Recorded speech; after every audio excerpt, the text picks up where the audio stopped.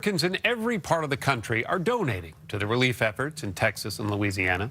It's natural to want to give, natural to want to help. But as Scott Simon of NPR tells us, sometimes the best intentions can be misplaced. The aftermath of Hurricane Harvey reminds us all over again that when nature grows savage and angry, Americans can get generous and kind. That's admirable. It might also be a problem. Generally, after a disaster, people with loving intentions donate things that cannot be used in a disaster response, and in fact may actually be harmful, and they have no idea that they're doing it.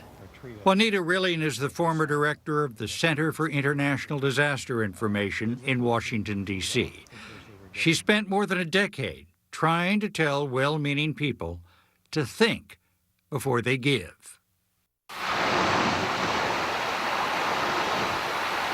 Hurricane Mitch, Honduras, 1998.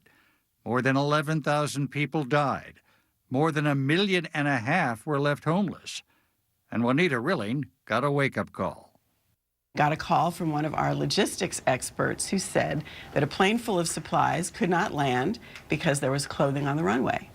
It's in boxes and bales. It takes up yards of space. It can't be moved. Well, whose clothing is it? What is it? He said, well, I don't know whose it is, but there's a high-heeled shoe, just one, and a bale of winter coats. And I thought, winter coats? It's summer in Honduras. Humanitarian workers call the crush of useless, often incomprehensible contributions the second disaster. Hey.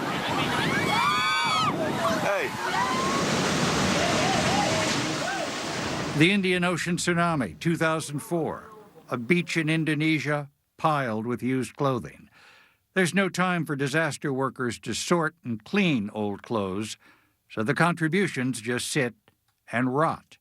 So this very quickly went toxic and had to be destroyed, and local officials poured gasoline on it and set it on fire, and then it was out to sea. So rather than clothing somebody, it went up in flames? Correct. The thinking is that these people have lost everything, so they must need everything. So people send everything. You know, any donation is crazy if it's not needed. People have donated prom gowns and wigs and tiger costumes and pumpkins and frostbite cream to Rwanda and used tea bags, because you can always get another cup of tea. You may not think that sending bottles of water to devastated people seems crazy, but Juanita Rilling points out, this water, it's about 100,000 liters, will provide drinking water for 40,000 people for one day.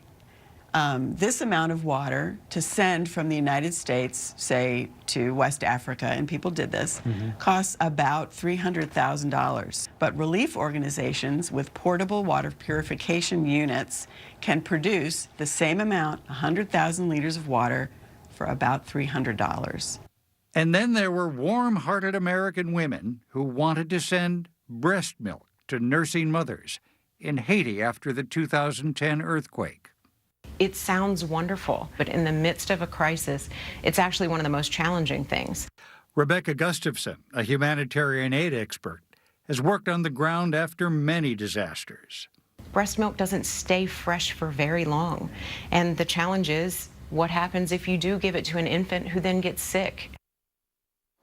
6-7 Sandy Hook School. Caller is indicating she thinks there's someone shooting in the building. December 2012, Newtown, Connecticut. A gunman killed 20 children and 6 adults at Sandy Hook Elementary School. When did stuff start arriving? Almost instantaneously. Chris Kelsey worked for Newtown at the time. They had to get a warehouse to hold all the teddy bears. Was there a need for teddy bears? I think it was a nice gesture. There was a need to do something for the kids. There was a need to make people feel better. I think the wave of stuff we got was a little overwhelming. How many teddy bears? I think it was about 67,000. 67,000 teddy bears? 67,000 teddy bears. It wasn't limited to teddy bears. There was also thousands of boxes of school supplies and thousands of boxes of toys, bicycles, sleds, clothes. Newtown had been struck by mass murder, not a tsunami. I think a lot of the stuff that came into the warehouse was more for the people that sent it than it was for the people in Newtown. At least that's the way it felt at the end. Every child in Newtown got a few bears. The rest had to be sent away, along with the bikes and blankets. There are times when giving things works. As many as 50 million people along the East Coast are in the path of this hurricane. More than 650,000 homes were destroyed or damaged in Hurricane Sandy in 2012. Thousands of people lost everything. We were able to respond in a way that the big bureaucratic agencies can't. In fact, Tammy Shapiro is one of the organizers of Occupy Sandy, which grew out of the Occupy Wall Street movement. When the hurricane struck, they had a network of activists connected and waiting. very quickly, we just stopped taking clothes. They created a relief supply registry by using a wedding registry.